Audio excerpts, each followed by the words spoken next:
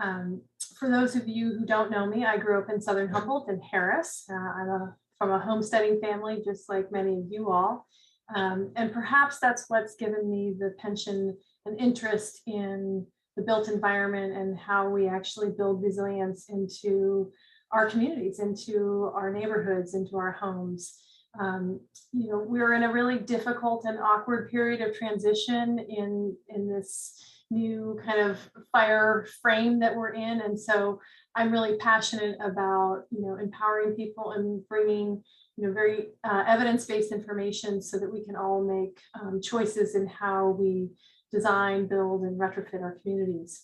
I'll share that Christina Huff and I go back quite a bit. And, my father started a wildfire with a weed whacker with a metal blade when I was about 10. And then there was another fire that was started by some kids who were playing with matches when I was about 12. I lived in Oakland during the Oakland Hills fire in 1990. My life has been shaped and formed by wildfire incidences. In those early cases, we didn't lose any homes. In the later cases, it turned into be a rather, spectacular event that people didn't think was possible. In my current job, I am in partnership with the County of Humboldt and the County of Del Norte. And in that role, I work to help people work through difficult issues, bringing science and the best available information.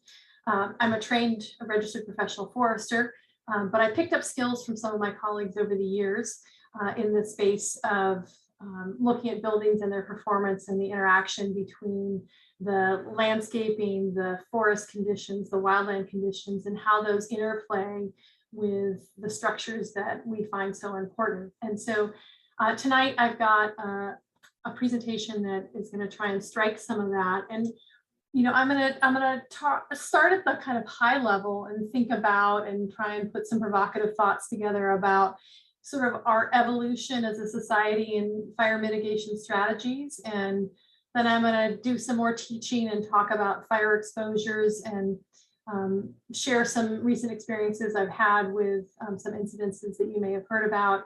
And then I'm going to start to drill down into these terms we've called defensible space and home hardening, and ultimately get to the place where we can talk about action and resources and what you can do.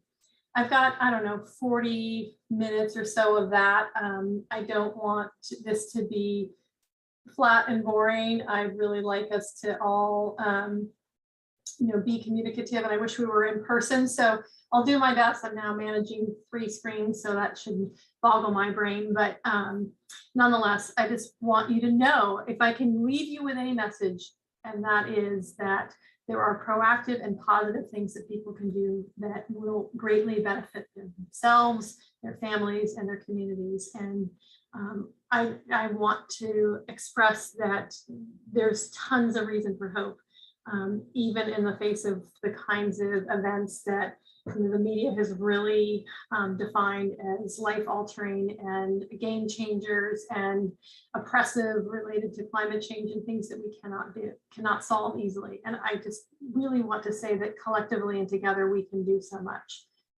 So you hear a lot about this term fire resiliency, and what does that mean? So resiliency is about being able to return to a state or condition before some disturbance agent.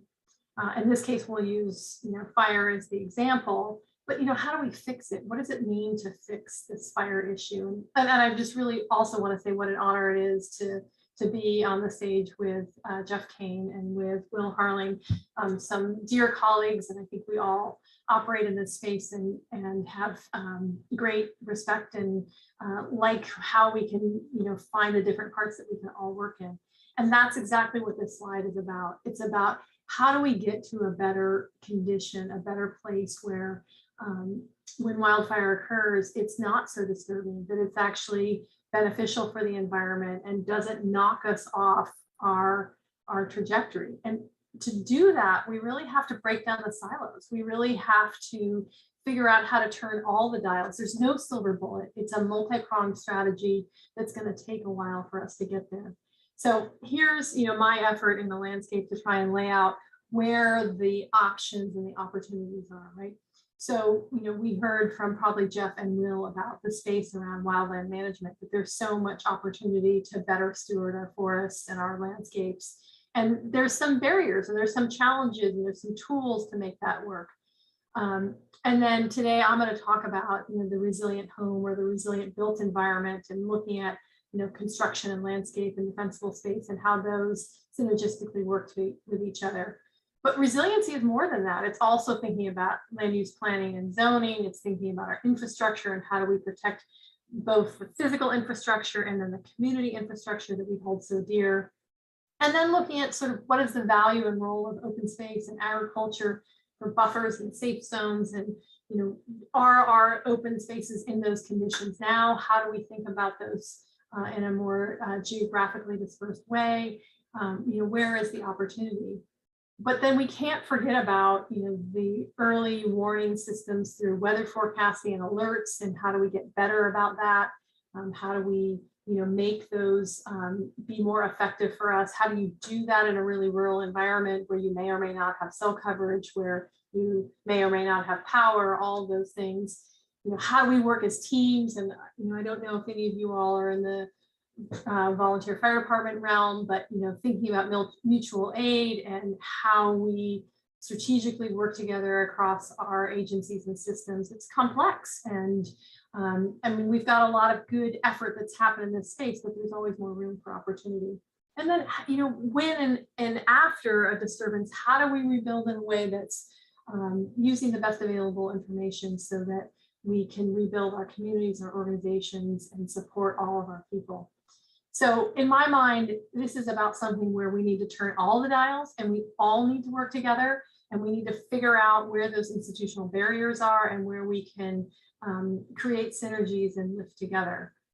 So I know that's kind of a heavy way to start this talk, but I think it really, to me, helps frame the issues, because the wildfire issue has been really relegated to the forest, and it's all been about what the forest can do and what the forest needs to, how the forest needs to change.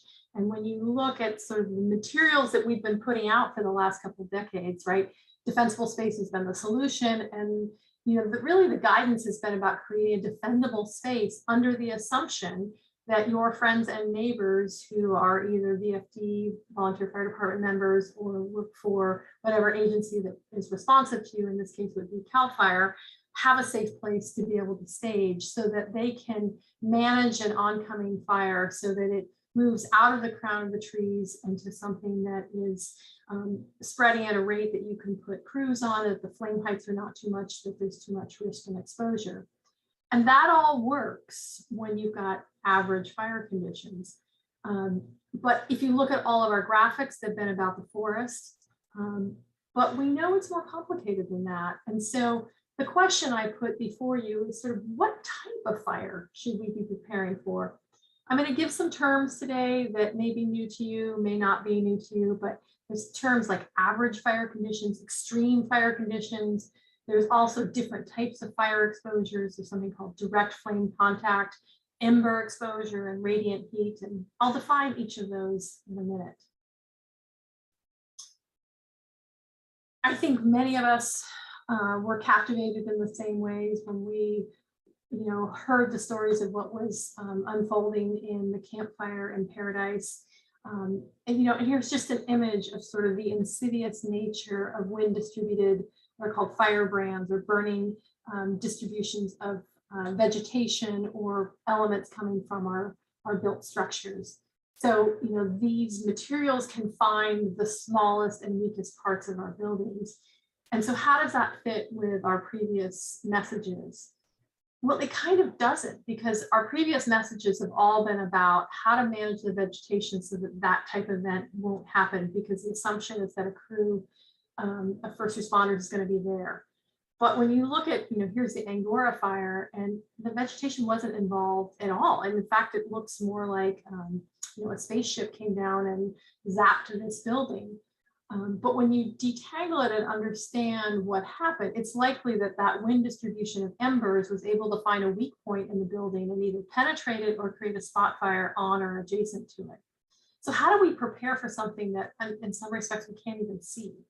And so that's, where from an intellectual space, I think we need to think differently about fire protection and being prepared. And so, ember defense has a different look about it, right? Because embers can travel long distance. We know they can travel, depending on their size, really as much as a mile or more. And I admitted someone to the waiting room, from the waiting room. Very good. Sorry, just need to pull it together. But when we're thinking about something that has a long distance distribution, that has long capacity travel, it changes how we think about our typical and more well understood concept around defensible space. And so today, what I'm going to talk about is thinking a little differently.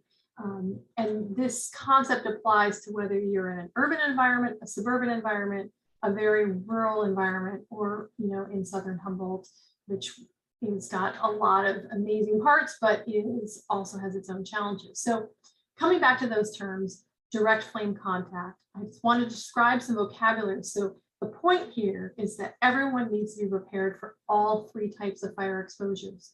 And our previous strategies around education of fire was really aimed specifically at this direct flame contact piece, where you have fire burning from somewhere farther away from your structure towards your building. And the goal is to modify the vegetation so that you can put crews, or that it will go out and not directly contact with the building.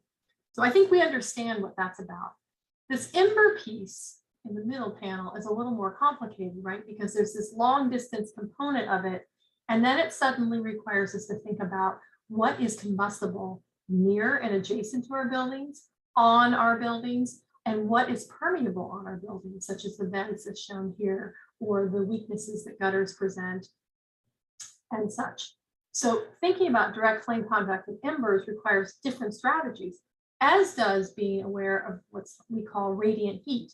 And radiant heat, I best think about it as it's a rainy day, you were out in the woods, your shoes are wet, you put them by the wood stove, and if you put them a little too close, you might get ignition. The concept that you don't actually have physical contact, but there's the transmission of heat through the air currents that can get the adjacent material sufficiently dried and heated to the point that you can either have failure in that product or combustion. So when you have a woodshed, an outbuilding of some kind, and that is ignited, and if it's adjacent to a single pane window, for example, or some other finer element, you can create failure, like in this window, or you could actually create ignition. So thinking about what's adjacent to our buildings is equally important as the ember and direct flame contact piece. Does that make sense? I'm just going to assume it does, but this is how this movement towards home hardening and defensible space is switching, because we're starting to think about the structure itself, what's around the structure, and how do we mitigate all those pathways for fire exposure. I'm going to talk a little bit about some of the data that drives what I do. I'm going to nerd out a little bit. I am still a scientist.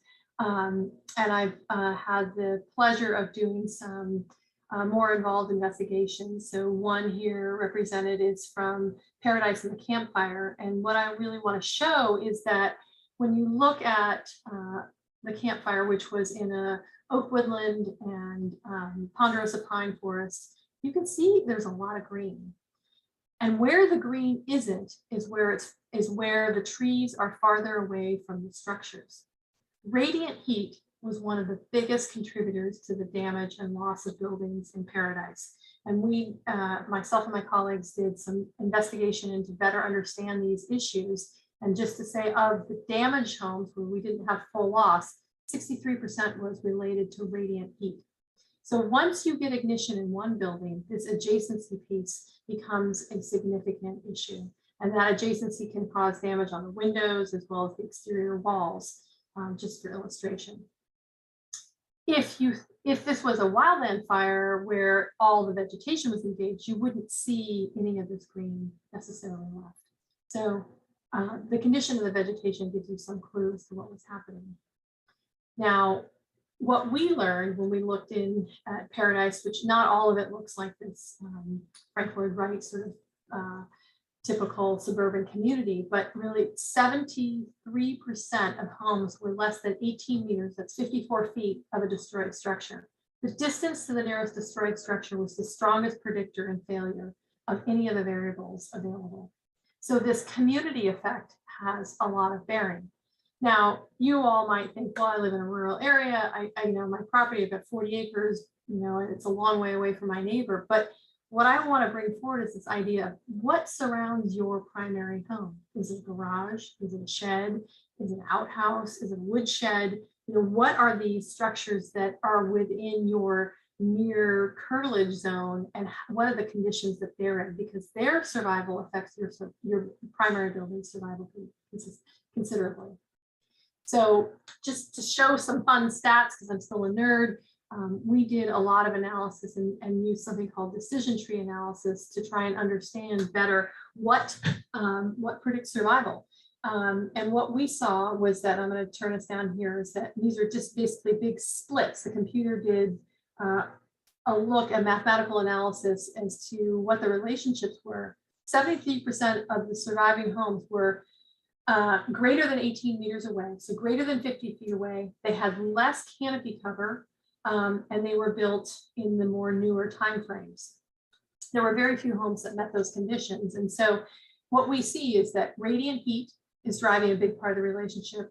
Near building combustibles and the contributions of leaf litter and other elements associated with being under a forested canopy had an effect.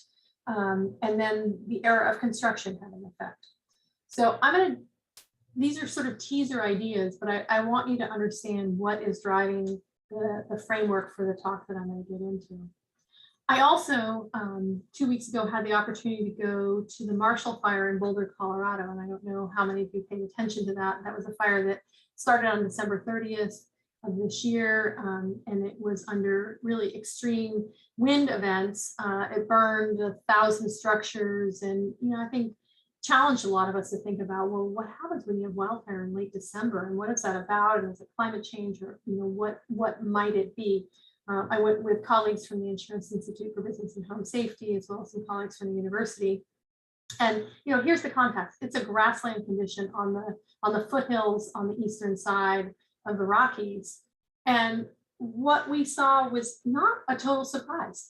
So I'm going to just sort of dig into some of the construction products, and this might start to make some sense as I lay this out. So here is a brand new condo development built in, I think, 2000. There are lost homes on this uphill side.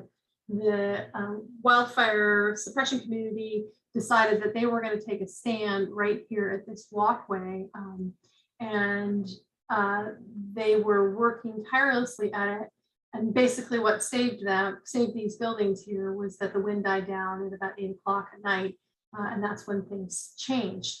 But when you look at the surrounding buildings, and that's what these two pictures illustrate, you can see where their vulnerable points were given the amount of extreme radiant heat that was coming off these burning structures.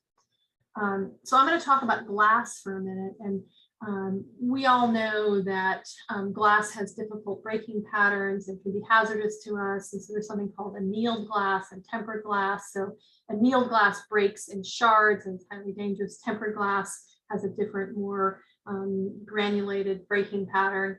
Tempered glass is a little more expensive. We put tempered glass in windows where like sliding glass doors, where we might come in and out of it. So code in Colorado specified tempered glass in the sliding glass windows. It did not specify it in these kind of light, these light reflecting windows into the upper element. So what we saw from that radiant heat exposure is that the annealed glass all failed, but the tempered glass did not. Here's another illustration of that annealed glass failing in this situation, and you can see the damage on the vinyl blinds that sit behind this. So my point is that product matters, and thinking about radiant heat is important. The heat resistance quality of tempered glass is significantly greater than annealed glass. So it's not just one single product, but it's understanding what your exposures might be. So interesting stuff there. Here's another example. This is a neighborhood that was built in the early 90s. They have these sort of stucco constructed walls on top of a wood frame. And there's a golf course on the outside here. Just an interesting pathway. So basically, the wind was blowing this direction. We had wildfire ignition on the golf course. It was quite dry. We had a backing fire that came up to the base of this wall. There's wood members sticking out, and there was a fence that basically caught the bottom end here. There was enough material for the embers and the direct flame contact to ignite caught leaves and such. There was a fence that came all the way across and attached to this house right here, also shown in this direction. What we suspect happened is that vegetation fire ignited the caught material at the base, which ignited the fence. The fence carried the fire along with some board that was designed to separate the properties, as well as some vegetation borders, and that brought flame directly to the edge of the stucco constructed building. But we had wood combustible material in the under eave area and the fascia, and then we had fire penetration basically into the attic as a result of that. Looking at it from another direction, coming this direction right here. Now, why we see these retaining walls here is because there ultimately was firefighter suppression that prevented the whole building from igniting and protected this building here. So this is the kind of environment where we're learning about what actually happens. I happen to work with colleagues that have a lab where they can construct buildings and test them in a more controlled environment with wind and different fire exposures to be able to confirm these concepts. But this, my point being, is that there are small details that are worth paying attention to and thinking about pathways and conductance of a wildland fire to directly to the house. All right, hope everybody's doing well here. I'll close on the idea of this Marshall fire and say, here's a garden bed with rock mulch on the outside. Again, stucco wall construction. We're very confident that embers ignited this slightly woody plant here. We had ignition, and that put pressure immediately on this vent. It did not create ignition on the other side of the vent. We took the vent off, but just to show what the connection is, even though you think you might have this very durable wall, there is a relationship between what's combustible on the outside of that and what pressure might be put on the wall itself. Here's a decorative ornamental conifer. I have one of these. I need to look up what its name is. It also ignited from embers, not from a fire at the surface. And we had enough ignition to put pressure on this under eave area and the soffit area. So this house likely had multiple points of ignition. So these are the kind of post fire studies we use to drive what I'm talking about. So switching back to where our defensible space messages have been, this picture was used in 2006 as meeting, the best available thought. We had well-mowed grass, we had branches and trees that were limbed. It looked like you could easily put an engine there and safely defend it. The challenge when you now put your lens on about, oh, what if you have this long distance ember transport? What does that mean? Well, look at this. We have very dense woody vegetation that basically surrounds this building. Even though you have irrigation, it's unclear what's happening directly near to those windows. So the potential for spot fires being ignited adjacent to this building is sort of the new risk and the new thinking. So, even when you look at the CAL FIRE guidance, which is going to be changing, we sort of confirmed as a society that it's okay to sort of anchor your home in this type of vegetation. I'm beginning to feel very differently about that. And so what you're going to see coming in policy changes is this idea of 3 zones, and really making a lot of attention to what's immediately adjacent to the building. So there's in the defensible space code, you'll see zone 1 and zone 2. Well, now there's going to be a new zone called zone 3, which is the first 5 feet around the building in any attached deck or stairwell. Really trying to dial in, well, what happens when you get ignition and material that's right adjacent to that? If you don't have someone there to defend it, it's very difficult to retain that building. So really trying to draw public attention to the vulnerability that is around and adjacent to the buildings. Not a lot of changes coming in this, the next 30 and 100 feet, but this idea of creating discontinuity or islanding your vegetation so that there are not easy pathways for a wildland fire to burn directly to the building. And then adding this non-combustible zone, this 0 to 5 feet around all of our structures. That's where we're going in terms of thinking about how to protect the buildings from embers themselves. And then, not all of us live in paradise with 40 acres. Many of us live in town, and we live where there's close connection between buildings and between communities. And so, trying to think about that when we share that defensible space zone. What we saw in Colorado, and I guess I didn't chose to, was that fences were incredibly efficient at bringing wildland fire to the building. So replacing fences with a gate at that point of connection is highly significant, and we think will really make a big difference. I'll share some more about that in a bit. In policy, you won't see a lot of guidance changing about fire and steep slopes, but the point being, just if you're not familiar with it, is that fire burns uphill fairly easily. And what you tend to get is a preheating effect as you have wildland fire down below your structure. It begins to dry out the vegetation as the fire moves uphill. It can also dry out the condition of the buildings. And so we want to interrupt that fire pathway. If you happen to have a great piece of paradise with a wonderful view, this deck is particularly vulnerable. So thinking about the separation and clearance can make a difference there. And we can go into those spacing guidelines if you'd like in more detail in a bit. I'm going to take a pause here for a second. I know I'm hitting you with a lot, but paradigm shifting takes work and takes some time to think through this. I think all of us want easy answers, and we want to know that that this is the right thing to eat, or this is the right thing to plant, or this will be healthy for us, or this will be safe for us. And so there are efforts to try and label plants to say that this is a fire smart landscape, or this is a fire wise plant choice.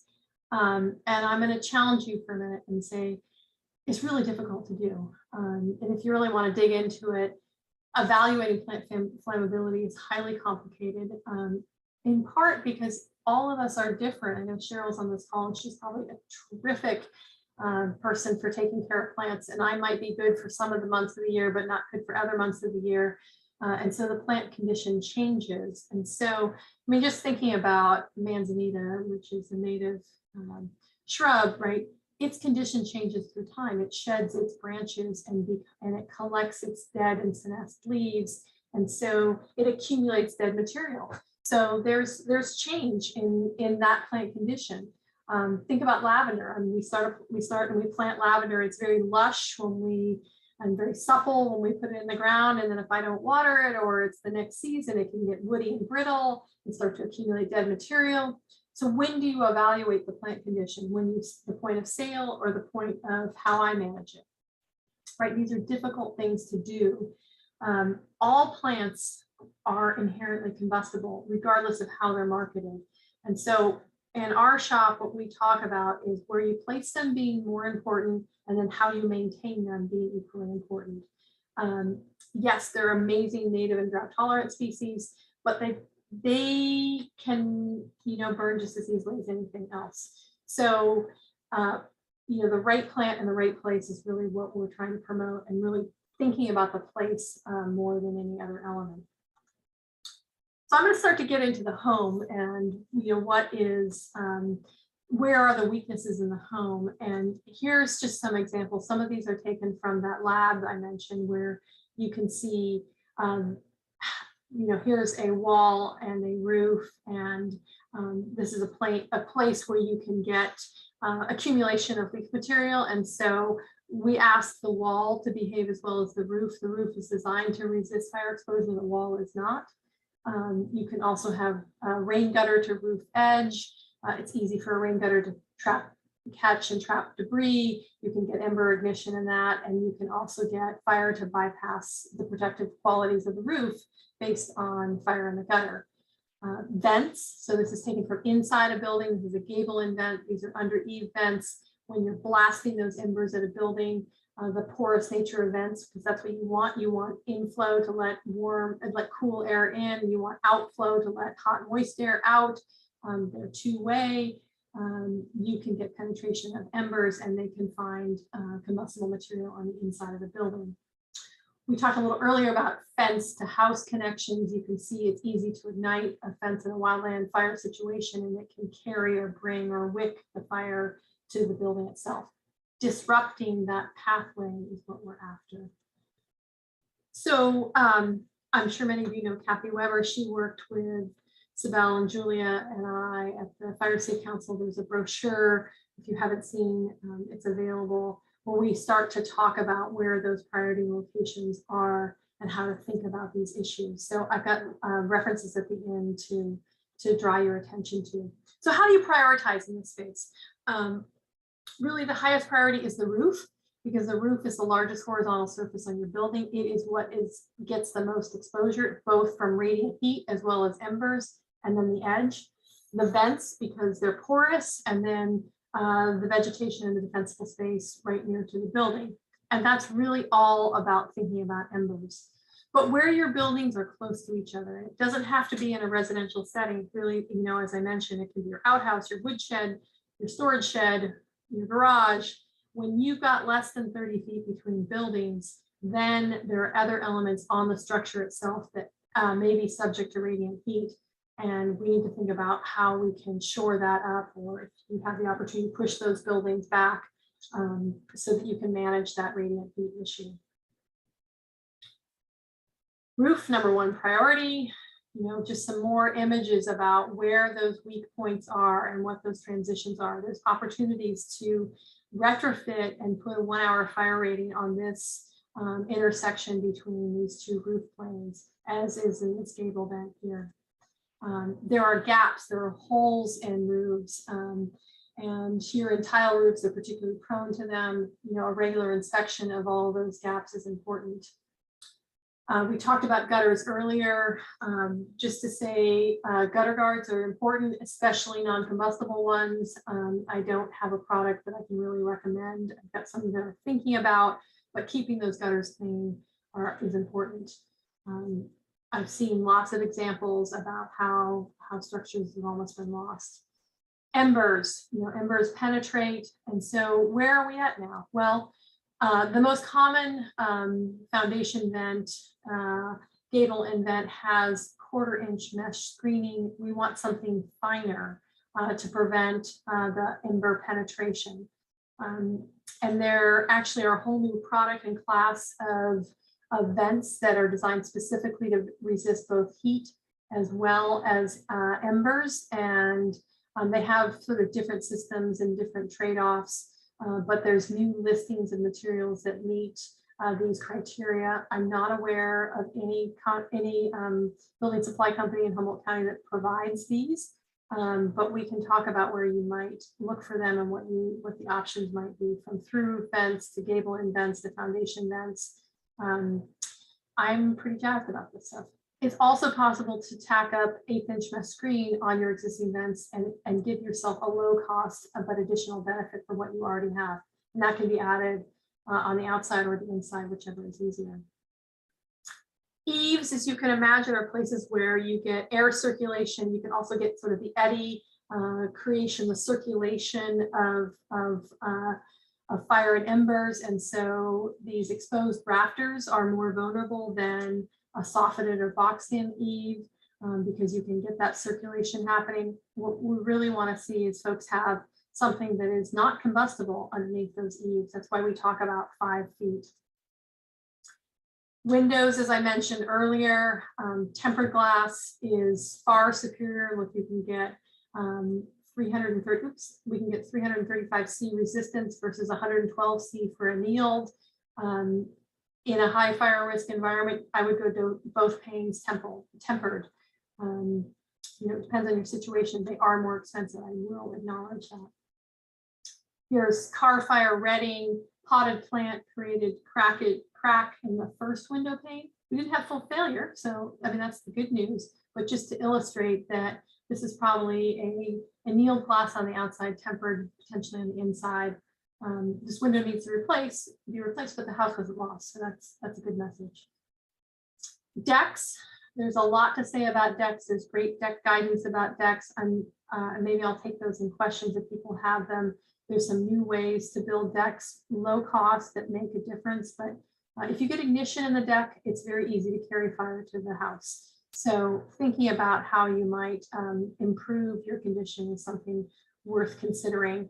And there's some retrofit strategies where you maybe replace these lax deck boards and put a non-combustible attachment there, a grate, for example. And then there's some other ways, and there's some links to these guides about what you can do if you're building a new deck. What you store under your deck is just as important. You know, think about how much stuff could get trapped with embers in there, or you could have direct flame contact. I know it's out of sight, out of mind, but it's a real issue. Fences, you know, they're finer, smaller material. It's more like kindling. It's very easy to ignite. A lattice structure from a grassland fire. So what we're suggesting is you can still have a fence, but this attachment point really does matter. Now, siding is kind of on the lower list of priority if you can manage that radiant heat exposure. But you know, a lot of folks say, well, I have stucco construction, or I have this totally non-combustible box. I don't have anything to worry about. Well, my point here is that we don't live in caves for a reason. We like to have windows, we like to have ventilation, and those become the vulnerable locations, the vulnerable elements of the building.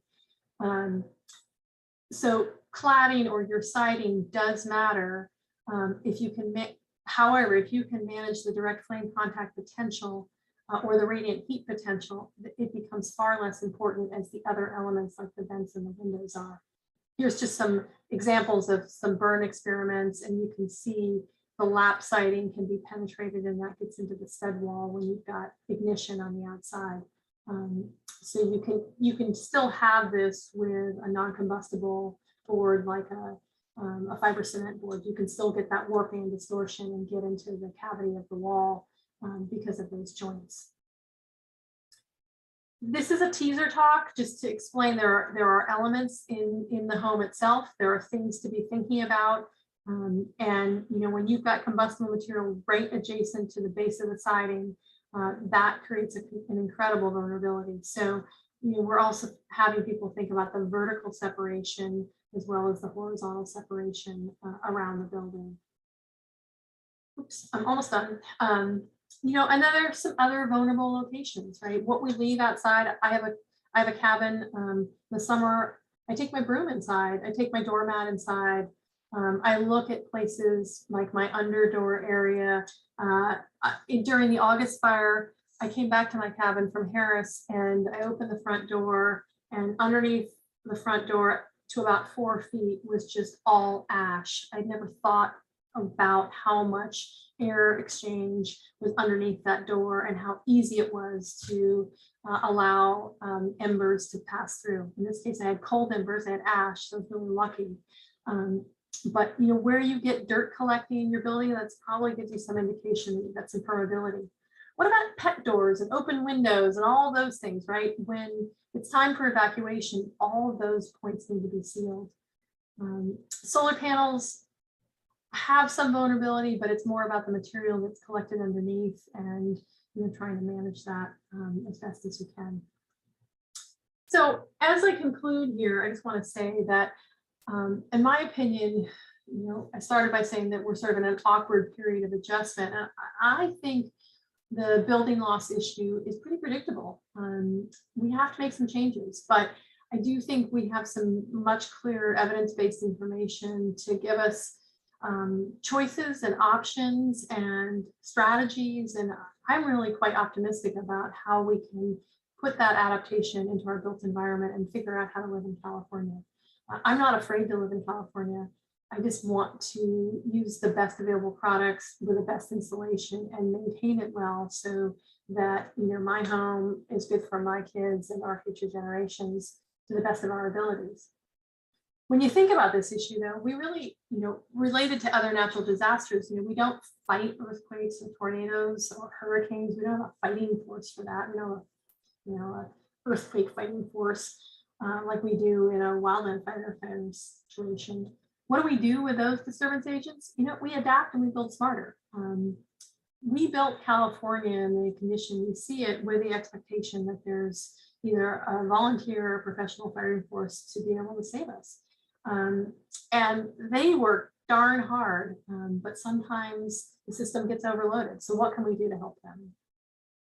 And in conclusion, you know, the majority of homes are ignited from embers, and we need to help people understand that. We need to create, you know, unified messaging and alignment about what real risks are and how we can address them.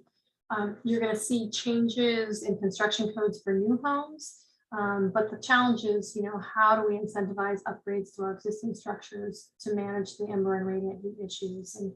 And you'll see coming soon, basically mandates around this zone 0 or the first 5 feet around the building. And it's, you know, really meant to try and protect people in homes. It's not meant to take away beauty or cause problems in any way. It's really meant in this best foot forward about applying available science and experience to thinking about what resiliency looks like. I know these are not necessarily Humboldt County images, but this idea of shifting our planting to something a little farther away from the structure. We're not saying no planting, we're just saying push it off from the building a little bit. Create, you know, create discontinuity, separate so that you don't get pathways for fire to travel to the house. And I'm just gonna wrap up with this graphic from our work with Kathy. This would be the 12-step point. I think it was advertised in the expression of this program. And you know, these are available, they're free, we can download them, we can send you printed copies of them to sort of look in and dial in about each of the places in our buildings. And I will say there's no one product, really it's about the product itself, the construction, the assembly, and the maintenance. All those have to work together to really achieve the greatest protection benefits possible. So with that, I think I will conclude. I do have, I'm sure you'll make these slides available. I do have a couple questions like what will we do in these particular situations, but I also have a set of resources for more information, including the Humboldt County piece, which is where those new brochures are written for a specific rural environment. And with that, I think I'll stop. See if I bored you to death or brought you some ideas of value. All right, thank you so much, Yana. That was great. And we're moving into the Q&A portion of the evening. So anybody who has questions, you can feel free to put that in the chat. I'm also going to change the security features now to allow people to start their video and unmute themselves. So if people would rather ask questions with their video on and their own voice, please do so. In the meantime, I guess one question I had, Yana, was about, for those of us with older homes, obviously there's a lot of retrofitting that needs to happen. And I wondered, do you have a sense of what an average cost might be for somebody looking to retrofit the wide suite of things that need to be done on these homes? It's a difficult question to answer because it's hard to know what the starting condition is. The cabin I grew up in, no hope. Sorry, but there's been a recent study from the Headwaters Institute that looked at sort of the challenge, these kinds of changes and adding a cost to new construction at 3% of the total new building cost. Here's what I'd say. depending on the condition of your body, a lot of this can be done with just your own sweat equity and really thinking about what's adjacent to my building. And is that something that I'm comfortable with? And this is a little bit of a controversial statement, but thinking about stick matches and igniting a stick match and throwing it right next to my house. If I felt comfortable that that wasn't going to cause problems, then maybe I'm in a okay condition. But if that sort of creates the hair on the back of your neck and the panic of like, oh my God, what would happen if there was fire right there? Well, then there's some things to do. Really, it's about taking a step back. We don't have to do it all in one year. I mean, what about going and getting some of the 1/8-inch mesh roll screen, a staple gun, and improving the condition of the vents, moving some of that vegetation off the building, putting in some gutter guards to keep the material out of the gutters if you have rain gutters. I mean, all of that is not super expensive. So I think we can all work together in this space, and I think communities can band together, and we all have different talents. Maybe some of us are better on ladders, maybe some of us are better with a weed whacker,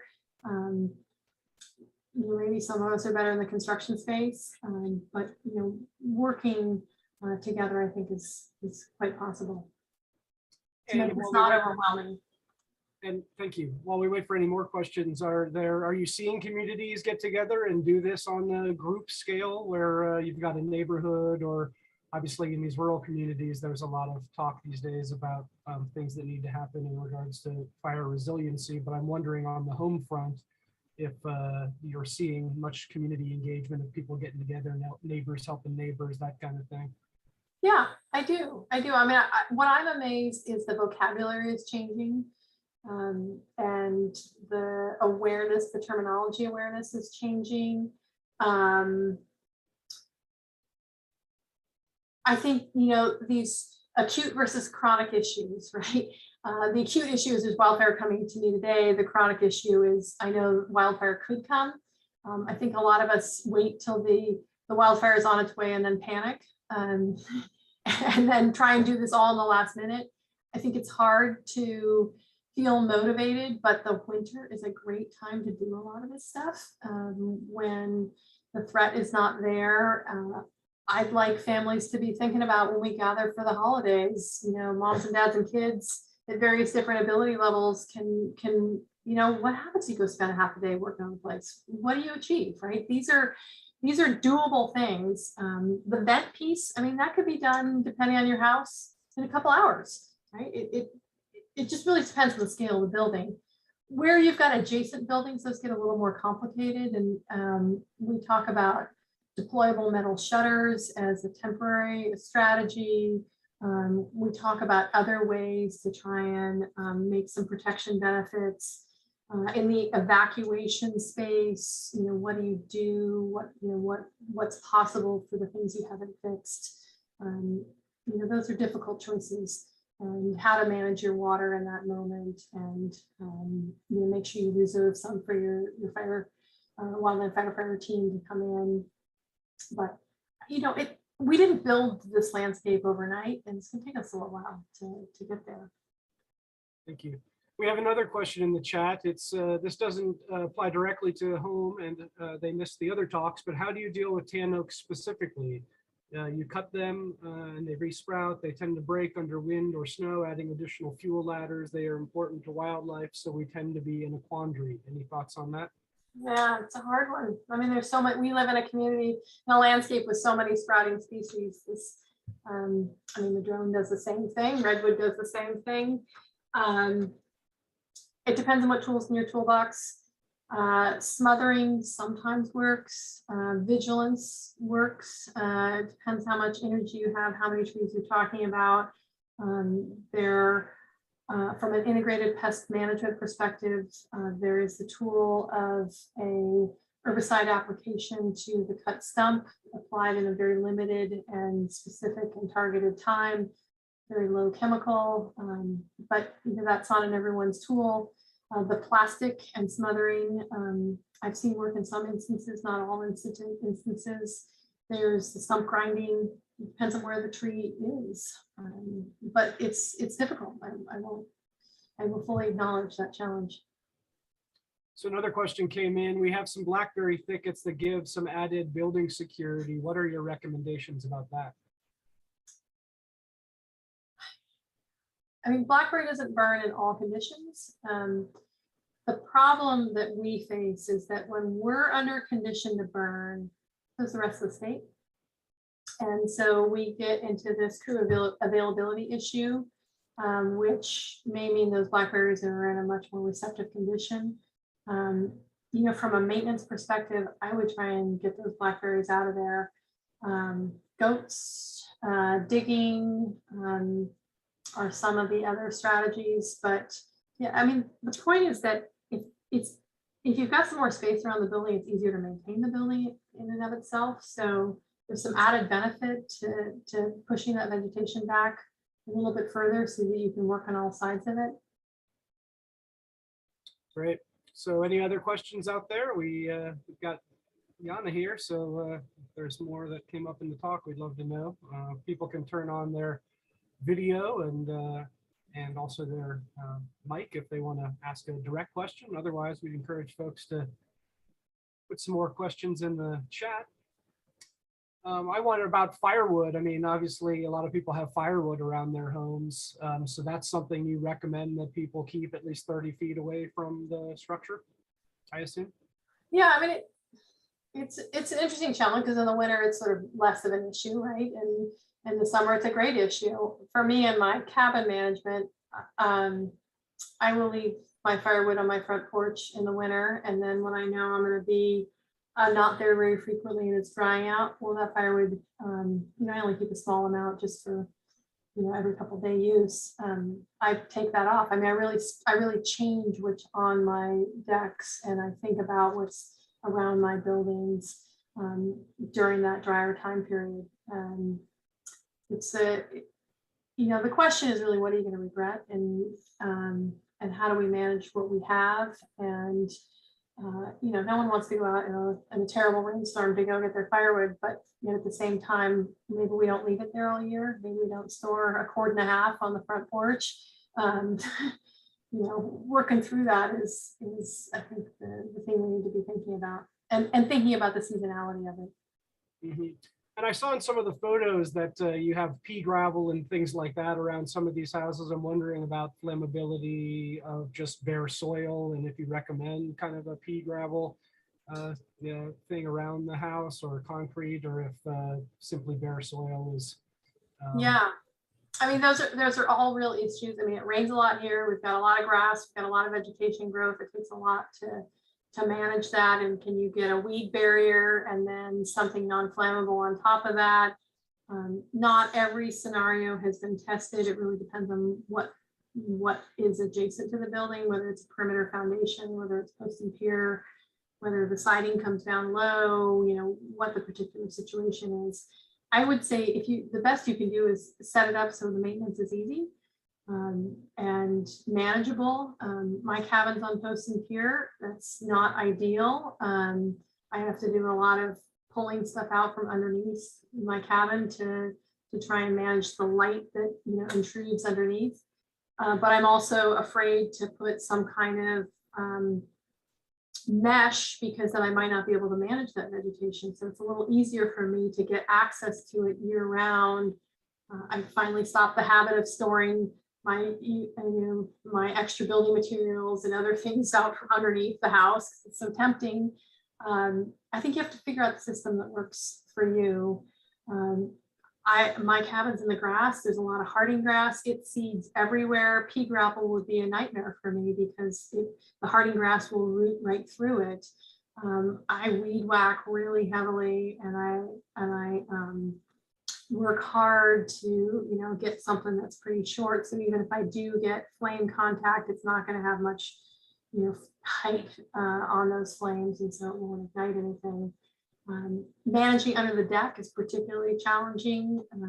I've been using this is, you know, funky and low tech, but I had some old sheet metal from from roofing, and I've been laying some panels down underneath the deck. The brown, they kind of blend in a little bit, and now I don't have as much grass growth, so I can manage it a little easier.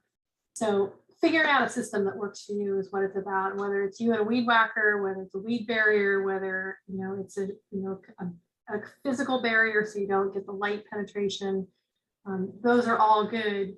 But when you seal things up, like under a deck, you still need air movement, because otherwise you can get rot in that deck structure. If you seal it up but don't allow air exchange, there's some additional challenges. So we're constantly battling the rain and the moisture management, as well as the vegetation growth. They're all real challenges. Great. Well, seeing no more questions in the chat. I have a question. Oh, great.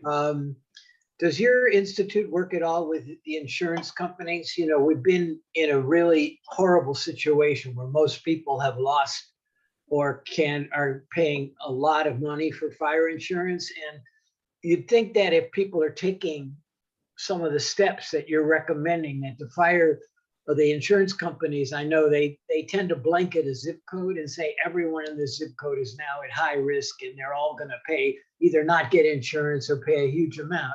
It'd be nice if we could demonstrate to them that we're taking fire precautions and be able to at least insure or have some kind of dialogue about that.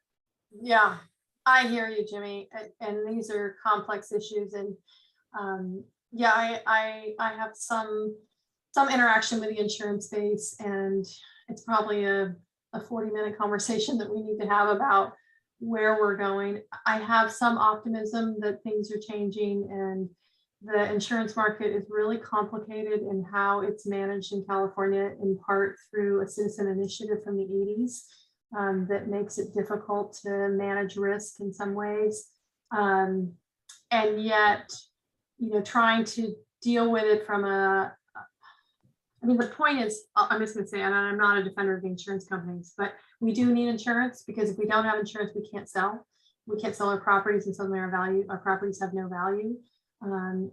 So trying to figure out a way to structure the market, incentivize larger companies to stay in California, bring in some new companies, it's highly complicated. And I'm optimistic that we're making some headway in that space, and the insurance companies are getting a better handle on evaluating risk and rewarding those people for the kinds of work that we're talking about.